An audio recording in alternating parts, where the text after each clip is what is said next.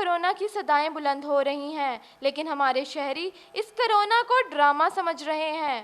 فیصل آباد میں ڈاکٹروں سمیت طبی عملے کے 102 افراد کرونا میں مبتلا ہو کر آئسولیشن میں جا چکے ہیں، لیکن حکومت کی جانب سے ان کو سہولیات فراہم نہیں کی جا رہی۔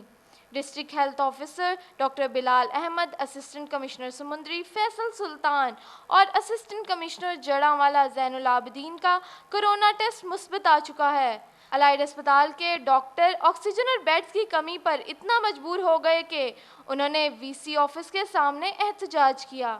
ذرائع کے مطابق عید سے پہلے فیصل آباد میں آکسیجن کے 10 سلنڈروں کی ضرورت تھی، جو کہ اب 100 سلنڈر سے بھی تجاوز کر گئی ہے۔